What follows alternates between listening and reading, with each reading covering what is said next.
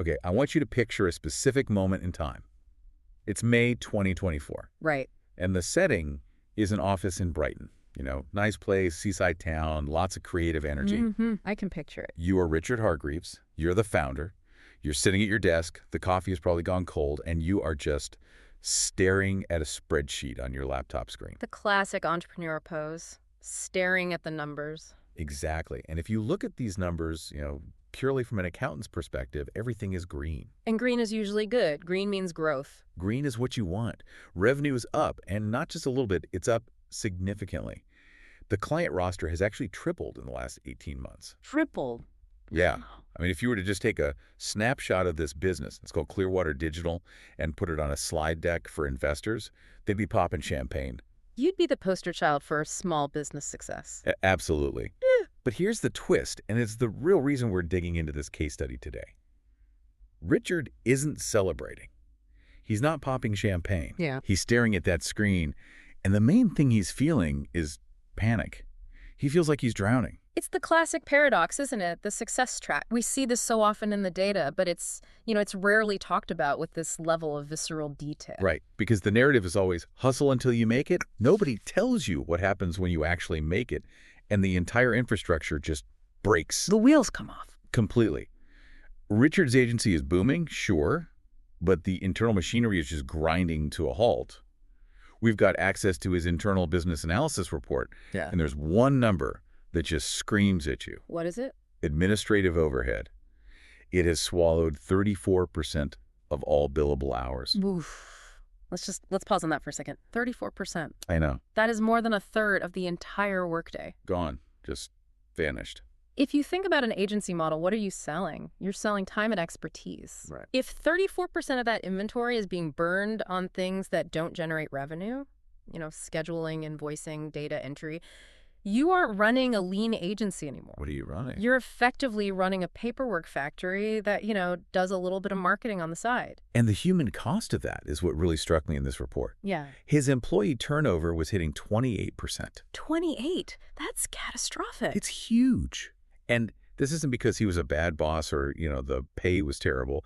It was because he hired these incredibly talented, creative marketers to do marketing. To do the job they were hired for. Yes. He hired them to build campaigns, to write amazing copy, to be brilliant. But instead, they're spending their days chasing down invoices and formatting Excel sheets. That is a recipe for burnout. I mean, it's textbook. Creative people have a very specific psychological tolerance for repetitive administrative tasks. Right. When you force a high-level strategic thinker to do low-level data entry for a third of their day, they don't just get bored. It's more than that. They feel devalued. Devalued, that's the word. They feel like their actual skills are atrophying. So what do? They leave. They go find somewhere else where they can actually use their brain. So, okay, the logical person looking at this whole scenario, and I think this is where most of us would go, would say, okay, Richard, you've got a problem. You need help. Just hire an admin, hire an assistant. Problem solved. That's the logical on-paper reaction. But this is where we run into what economists call the missing middle problem in scaling a business. It's just not that simple. Right, because Richard did that math. He sat there in his Brighton office, and he looked at the UK job market. To hire a decent administrative assistant in the UK, and I'm talking about someone who's actually competent, not just a warm body, but someone who can manage a calendar, handle sensitive data, speak to clients professionally. A proper professional. He's looking at a base salary of about £35,000 a year. And we have to be really careful with that number because $35,000, that's just the sticker price. Exactly. Yeah. That's just the salary. That's not the fully loaded cost, is it, when you factor in? Right. Employers' national insurance, pension contributions, the cost of the laptop, the software licenses. The desk space, the recruitment fees to even find the person. Right. You're easily adding another 20, maybe 30% on top of that. So that £35,000 is really closer to 45, maybe even £50,000. Easily. And for the volume of work Richard had, remember, his whole team is drowning. He probably needed 2 people. Yeah, that's a good point. One for general admin, maybe another one to help with the marketing ops side of things. So now you're not looking at one salary, you're looking at adding nearly 70 or 80,000 pounds of fixed cost to the bottom line. And for a small agency, even a successful one like his, that is just It's terrifying. Of course it is. That's the difference between a profitable year and a break-even year. Maybe even a loss. Precisely. It's a financial wall. He's too big to handle the work himself. He physically doesn't have the hours, but he's too small to absorb that kind of fixed overhead without putting the whole business at massive risk. So if he loses one big client, That new payroll liability could sink the ship. so he's trapped. He's stuck. He's in this silent crisis. And frankly, he is not alone. Uh-huh. We've got data here from the 2024 Small Business Credit Survey. This isn't just a Richard problem. No, it's systemic, that survey. It's pretty shocking. It showed that nearly 90% of small businesses with open positions reported receiving few or no qualified applicants for admin roles. Wait. 90%? 90. 90. That seems incredibly high. Is that just people being picky? Or is something else going on? Well, it's not just pickiness. It's what the Robert Half research calls the trifecta of obstacles. The trifecta. Okay, what are they? So first, you have the salary expectations we just talked about. Okay. SMEs simply cannot match what the big corporations can pay for good admin staff. Right, they get priced out of the market. Completely. Second, there's a genuine skills shortage. Yeah. The role of an admin has totally changed. It's not about typing and filing anymore. It requires tech literacy, CRM management, soft skills. It's a complex role. And third, and this is the absolute killer for small businesses, is the hiring timeline. You mean the time it takes to actually get someone in the seat? Correct. The average hiring cycle for these kinds of roles in the UK is now dragging out to between 6 and 12 weeks. 3 months. Imagine you're Richard and you're drowning today. You cannot wait 3 months for someone to throw you a life raft. By the time you find them, you've already gone under. Exactly. And while you're waiting those 12 weeks, who's doing all that admin work? You are the business owner. You are. Which brings us to this concept of economic waste. Yes, there's a report here from a site called Small Biz Genius that I found. Well, frankly, it was depressing. What does it say? It says that business owners spend approximately 40% of their day on low-value tasks. 40%. We talked about 34% for the team, but for the owner, it's 40. Let's actually unpack the economics of that, because this is where the silent crisis really, really hurts. Let's assume you're an agency owner, like Richard. Your strategic value, your ability to close deals, to set the vision, to build the culture, it's worth, let's say conservatively, £100 an hour. Okay, let's go with 100. Seems fair. So every time you spend an hour resizing an image for a social media post, or fighting with the office printer, or trying to schedule a Zoom call across 3 time zones. All things I've done this week. Exactly. These are tasks that you could theoretically pay someone else 10 or 15 pounds an hour to do. You are not saving money by doing it yourself. No, what are you doing? You are technically burning 85 or 90 pounds an hour. You're lighting money on fire. You are leaking profitability from the business. It is an efficiency disaster. But again, the traditional solutions are broken. We've established local hiring is just too expensive. So what about the gig economy? You know, the freelancers. Everyone says, oh, just get someone on Upwork or Fiverr. And you can do that. But that introduces a completely new kind of cost. Management overhead. Right. If you hire a freelancer from a marketplace, you are now managing a revolving door of people. The quality is inconsistent. They might be amazing this week, but then they get a bigger project next week and they just ghost you. There's no loyalty. There's no loyalty. It's purely a transaction. And even if you go for the more established UK-based virtual assistants who are professionally stable, have become expensive, the Society of Virtual Assistants puts the average rate at about £30 an hour. Which, to be clear, is a fair wage for a UK professional living in a high-cost economy. But you have to do the math from the business owner's side. Okay, let's do it. If you need, say, 80 hours of help a month, that's basically half a full-time person. At £30 an hour, that's £2,400 a month. Still a very heavy lift. For a small agency operating on thin margins, it's often just too much. So this is the corner that Richard is painted into. And this is where the whole story pivots. Because he didn't solve this by finding a magical pile of cash in Brighton. No. He solved it by looking at a map. And he landed on South Africa. Okay, now this is where we need to address the elephant in the room. Please do. Because when most people hear South Africa and hiring, they immediately think one word: outsourcing. And when they think outsourcing, they think of massive impersonal call centers. They think of people reading from scripts. They think of frustration. I'll be totally honest, that is exactly where my brain goes. I think of calling my bank, getting routed to a giant room somewhere on the other side of the world where the person clearly doesn't understand my problem, and we're both just shouting across a bad connection. That is the stereotype of the BPO, the business process outsourcing industry from, the early 2000s. Right. But what Richard tapped into is something entirely different. We aren't really talking about outsourcing in that traditional clunky sense. We are talking about the managed virtual assistant model. Okay. And we're talking about a specific geography that has undergone a radical transformation in the last decade. So you're saying South Africa isn't just a cheaper option? Because that's the perception. I'm saying we need to move past the idea of cheap labor and start looking at the data that suggests, in many cases, it is better labor. Better. That is a bold claim. Yeah. I mean, cheaper, I get. That makes intuitive sense. But better. The numbers back it up. The South African BPO market was valued at, $1.85 billion US dollars in 2023. That's a huge number. It is, and it's growing at over 10% annually. But the metric that really matters here, the one that should make you sit up and pay attention, isn't the size of the market. It's the customer experience quality. How do you even measure something as subjective as that? Through standard CX metrics, net promoter scores, first contact resolution rates, customer feedback surveys, and across the board, South Africa consistently ranks higher than the traditional giants like India or the Philippines. By how much? About 18% higher in terms of quality scores. And for the companies that use South African talent, that translates directly to a 4 to 5% increase in their own customer retention. Okay, that's a tangible result.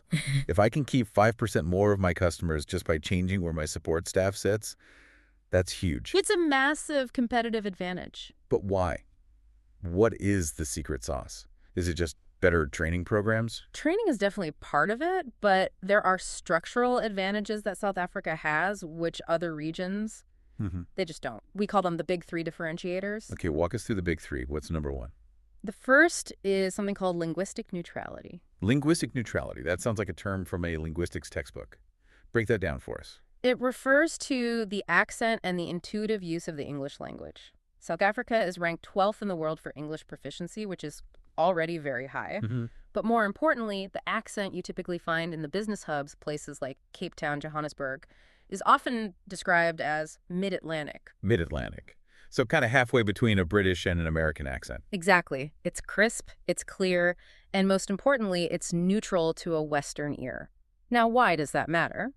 It matters because of something called cognitive load. Cognitive load. Right. When you, as a client in the UK or the US, are speaking to someone with a very heavy, unfamiliar accent, whether that's a heavy French accent or a heavy Indian accent, your brain has to do a tiny bit of extra work. To translate. It has to decode the sounds before it can process the meaning.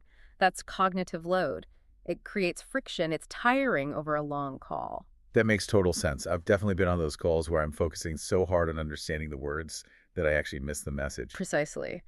And in a business context, friction kills deals. Friction annoys clients. With the South African mid-Atlantic accent, that cognitive load is effectively zero for a UK or US listener. The friction is just gone. It's gone. You're just having a normal conversation. Okay, so that's number one, the language and the accent. What's number two? The second differentiator is cultural cognizance. And this is where history really plays a part. You have to remember, South Africa has a unique history as a former British colony. Right. So the legal system, the educational system, the spelling of words, it's all based on the British model.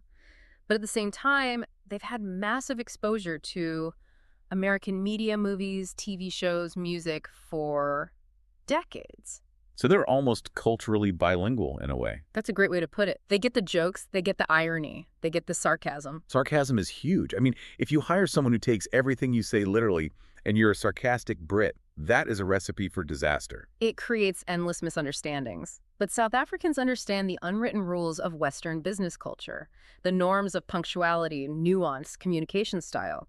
The workforce is 96% multi-ethnic, which makes them incredibly adaptable to different cultural contexts. So they don't just speak English, they speak Western business. They do. And that brings us to the third factor, which Richard Hargreaves in our case study specifically mentioned as a total game changer for his agency. What's that? It's time zone synchronicity. Ah, yes, the clock. South Africa is on UTC +2. Right. So if you're in the UK, during your summer, you are on the exact same time. It's literally zero difference. During the winter, it's a 1 or 2 hour difference at most. And for Europe, it's basically the same. Same thing. And even for the U.S. East Coast, you've got a significant working day overlap of 4 to 6 hours. In the report, Richard called this the no-delay loop factor. That is a perfect description. Think about the traditional offshoring model to Asia. You're in London, you finish your day, you send an email at 5 p.m. with an urgent task. Right. Your team in, say, the Philippines is fast asleep. They wake up while you're asleep. They do the work. You get it back the next morning. But what if there's one small mistake?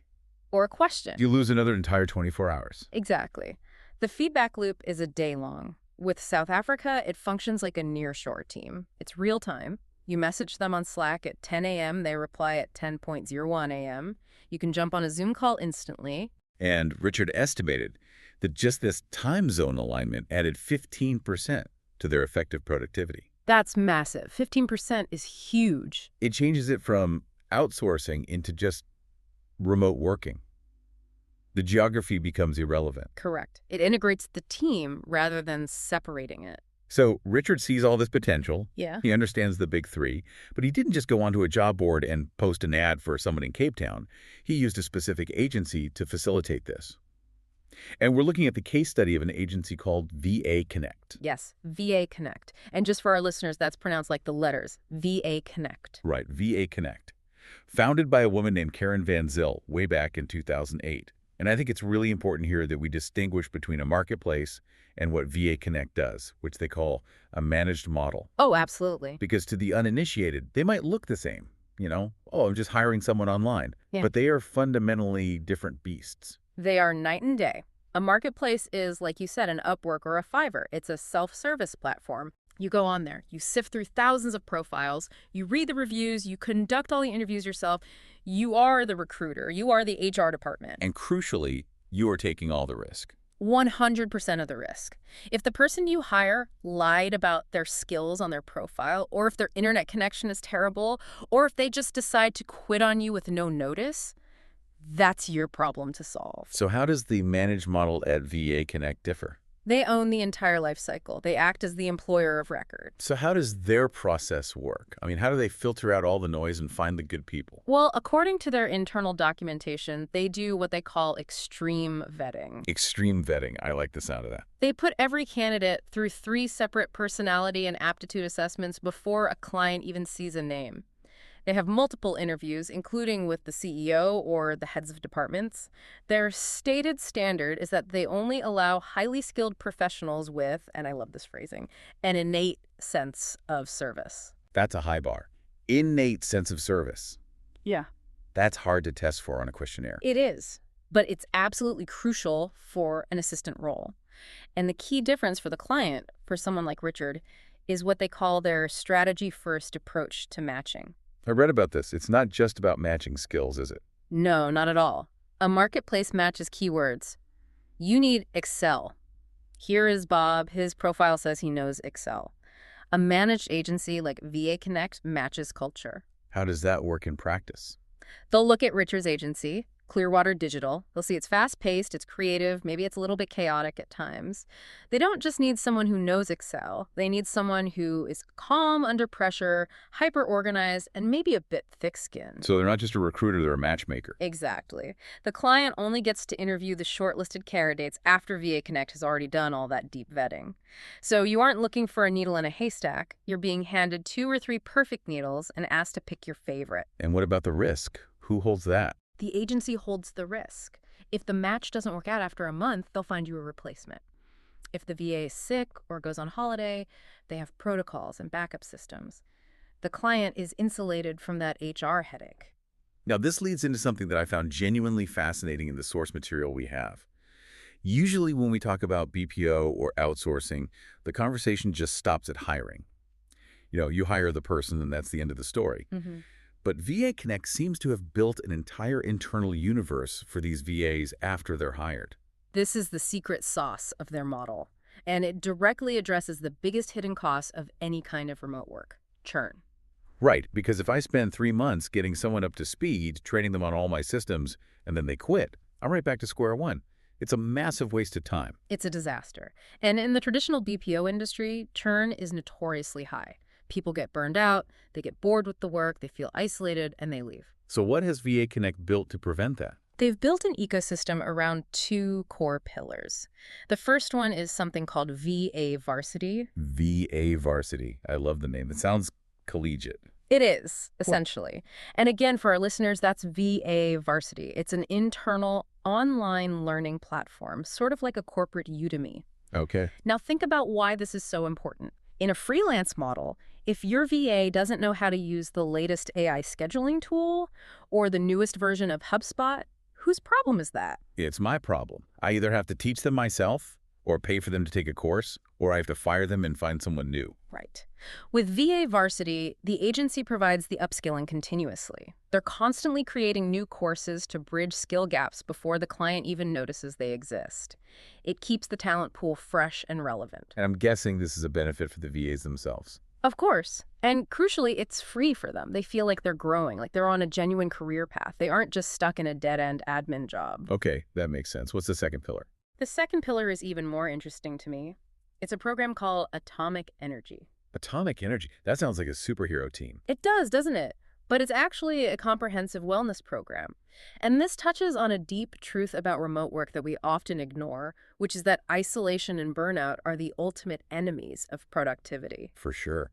Especially if you're working from your home in Cape Town, serving a client who's thousands of miles away in London, you are physically disconnected from the team. Absolutely. So Atomic Energy provides them with access to diet coaches, exercise coaches, and mental mobility support. They talk about treating their VAs like corporate athletes. Honestly, that is better than the benefits I get at my job. I don't have a personal diet coach. It is very rare. But think about the ROI for the client, for Richard. A healthy, mentally balanced VA is a focused, productive VA. A VA who is stressed out, eating poorly, and feeling isolated is going to make mistakes. So by investing in the human, VA Connect stabilizes the business function for the client. Precisely. And they even have a system to track it. I saw you noted it down, something called VAPI. Yes, the VAPI. The two-way happiness program. How on earth does that work? It's essentially a regular feedback system that measures the happiness and engagement levels of both the VA and the client. It creates accountability on both sides of the relationship. So wait, if I'm a terrible client, if I'm rude or disorganized or constantly changing my mind, they're actually going to know about it. They will know, and they might actually coach you, the client, on how to manage a remote assistant more effectively. Wow. Because a bad client-VA relationship always leads to churn. And their entire model is built on preventing churn. So what's the result of all this? The internal university, the wellness program, the happiness tracking, does it work? The result is a number that is virtually unheard of in this industry. They have a 98% VA retention rate over a 14-month period. 98%. That kind of stability is the holy grail. It means Richard Hargreaves doesn't have to lie awake at night worrying that his admin is going to quit next week and leave him in the lurch. He can build a long-term strategy around that person. Okay, we've talked about the warm and fuzzy stuff, the culture, the wellness, the history, but this is a business deep dive. We have to talk about the cold, hard cash. Because at the end of the day, Richard made this move for economic reasons. So let's do the financial autopsy of the Clearwater Digital case. Let's look at the numbers. And I want to be very precise here because the arbitrage is, well, it's startling.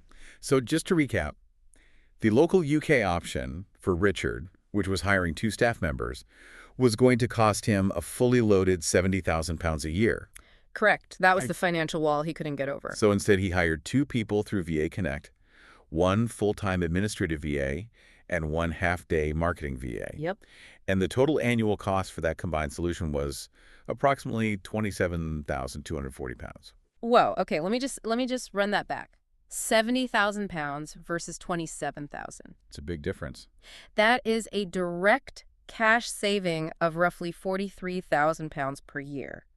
That is a 60% reduction in that specific operational cost. That's straight profit. I mean, that goes right to the bottom line. Or it goes into a new marketing budget. Or it goes into Richard's pocket. Yeah. It's transformative. It completely changes the fundamental economics of the agency.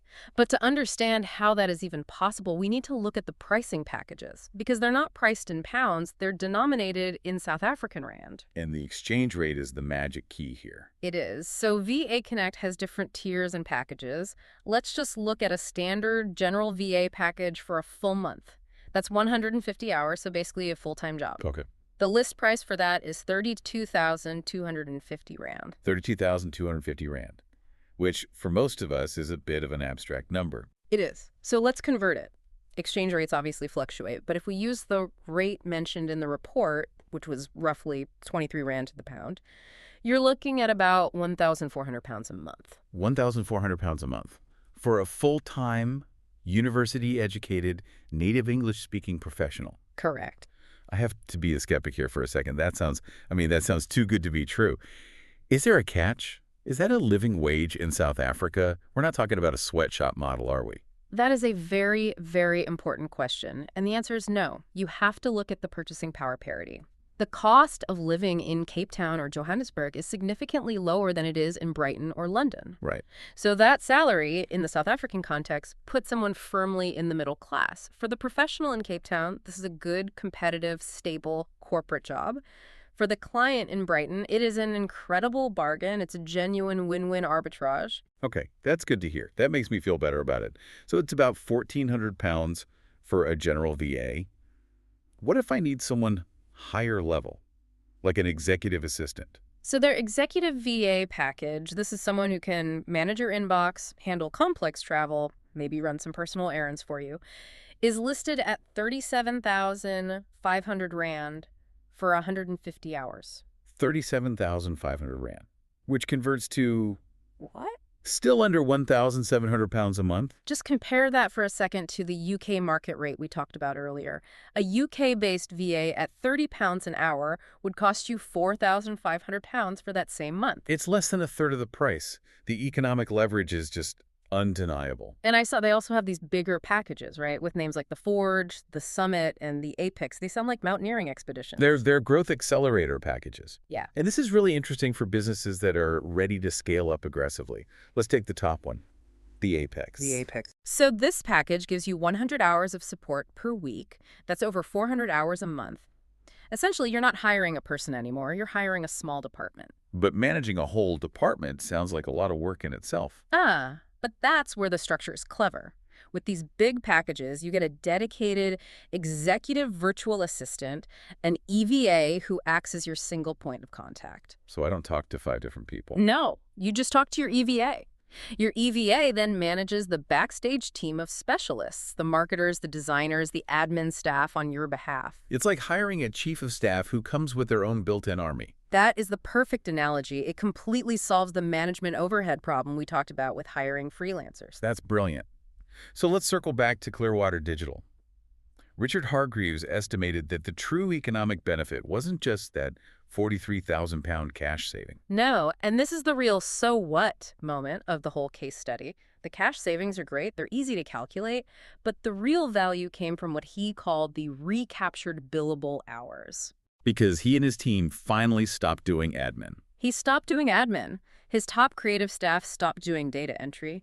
They all went back to doing the 100-pound-an-hour work they were hired for.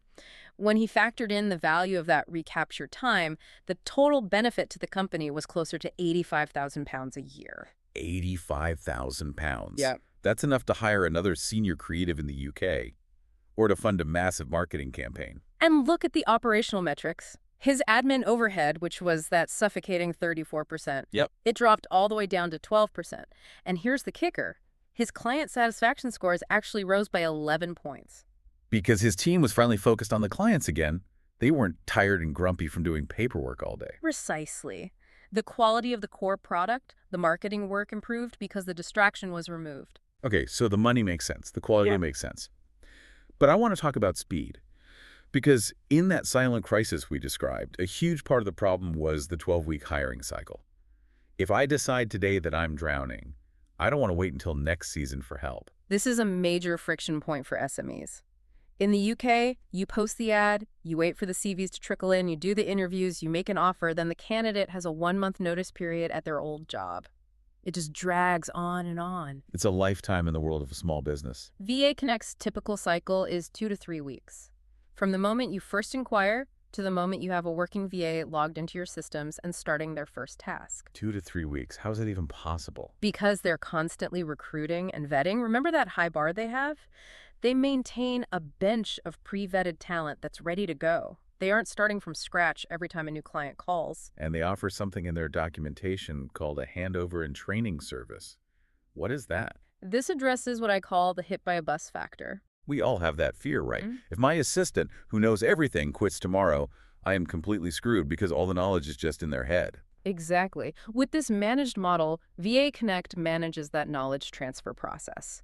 If your VA leaves or goes on a long holiday, or even if you just scale up and need to add a new person to the team, they ensure all the processes are documented and handed over seamlessly. And Richard mentioned this was an unexpected benefit for him. It was. He said the process of onboarding a remote VA forced Clearwater to actually document their SOPs, their standard operating procedures, for the very first time. So the bug became a feature. The need to explain things clearly to a remote person actually made his own business more robust and organized. It created organizational clarity. He built an operations manual purely because he had to, but now he has a valuable company asset. And speaking of robust, there was a story in the report about a power outage that I think really illustrates the resilience of this distributed model. Yes, the disaster recovery story. This is a great little narrative. So late in 2024, there was a significant power outage in Brighton where Clearwater's office is. Some substation went down, the office was dark, the internet was dead. That's the nightmare scenario. Mm. Clients are calling, deadlines are looming, and you're just offline. Usually the business just stalks, but Richard's South African team was completely unaffected. They were online, they were in Cape Town, they had power, they had internet. So they just kept working. They kept the client communications running, they managed the inbox, they were telling clients, the UK team is temporarily offline, but we're handling your requests and we'll have an update for you shortly. That's amazing. Usually people worry that outsourcing introduces risk. Oh, what if their internet goes down? But in this case, it actually reduced the overall risk for the UK business. It's the core benefit of having distributed teams. When one node on the network goes down, the other stays up.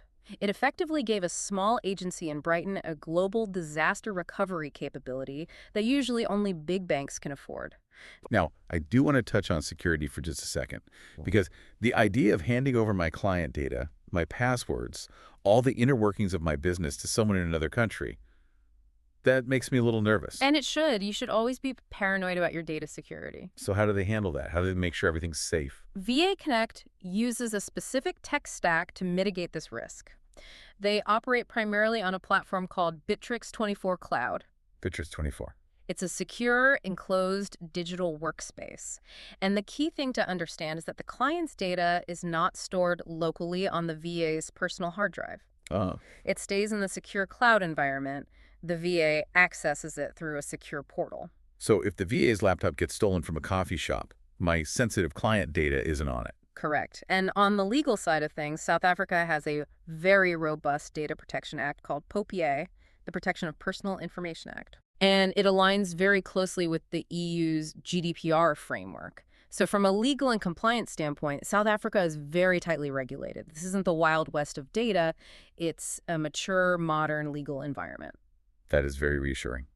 So looking at the scope of services here, we've talked a lot about admin work, but looking at the VA Connect website and the broader trends in the market, it seems like we're moving way beyond just inbox management. Oh, much, much more. And this is where the entire industry is heading. It's moving beyond task-based outsourcing to role-based outsourcing. Okay, give me some examples. What other kinds of roles can I get through a model like this? Well, you can get marketing assistants who can handle strategy, content creation, social media management. You can get sales assistants who do lead generation and manage your CRM.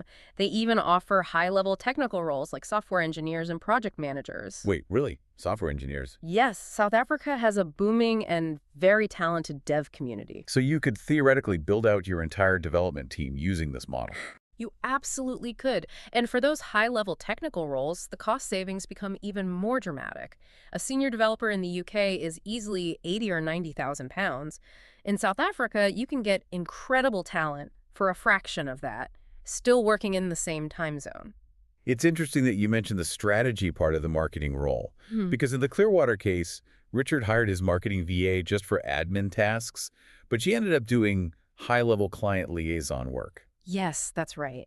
she started taking on more and more strategic work. That's what we call the talent discovery aspect of this. Hmm. Once you strip away the admin burden from yourself and you build a foundation of trust with your VA, you often find that these people are capable of much higher level strategic thinking than you initially hired them for.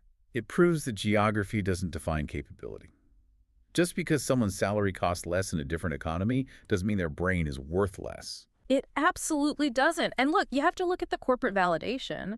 We aren't the first people to figure this out. Amazon, Google, Microsoft, they all have massive support and operations hubs in South Africa. They have known this for years. The big guys always know first. They have entire teams of analysts dedicated to finding this kind of arbitrage. Exactly. The SME world is just now catching up to what the giant enterprises have already figured out. South Africa is a Goldilocks zone. Goldilocks zone. How so? It's Western enough in its culture to be a seamless fit. It's time-aligned enough to be practical for real-time collaboration. And the cost arbitrage is significant enough to fundamentally change your P&L statement. And I think that shift in mindset you mentioned earlier is the real key here. It's about moving from the word outsourcing, which sounds cheap and disposable, to the concept of distributed teams. Yes, outsourcing is transactional. It's I pay you to do a task. Distributed teams is strategic. It's about building a more resilient 2047 global organization that just happens to have its people sitting in different postal codes. And with tools like VA Varsity and Atomic Energy, you're treating those people like true team members, not just disposable resources. That is the only sustainable path. If you treat people well, they stay. If they stay, they learn your business deeply. If they learn your business deeply, they add more and more value over time. It's a virtuous cycle. It really is. You know, we started this deep dive talking about Richard Hargreaves drowning in his own success. And I think that image resonates with so many entrepreneurs. You start a business to be free, and you end up chained to your email inbox. It's the great entrepreneur's dilemma. You become the bottleneck in your own company's growth. But the Clearwater Digital story proves that it is a solvable problem. It's not a badge of honor to be so busy. It's an operational problem that needs a strategic solution. And it is a solvable problem. The tools are there, the talent is there, you just have to know where to look. Specifically, talent that costs 32,250 Rand a month. I'm still not quite over that number. It's a very compelling number. So I guess that is the question we want to leave you with today. We've given you the data, we've broken down the VA Connect model and the South African advantage. But here's the real challenge to think about. If you could clone your best, most productive, high-value hours for the price of roughly 1,400 pounds a month, which is basically the cost of a daily coffee habit and a nice lunch, what would you do with all that time you just bought back? Would you use it to grow the business faster? Would you spend more time with your family? Or would you just finally get a full night's sleep? Are you limiting your own business's potential simply because you are afraid to look beyond your own postal code? That's the question. Think about it. Thanks for listening to this deep dive.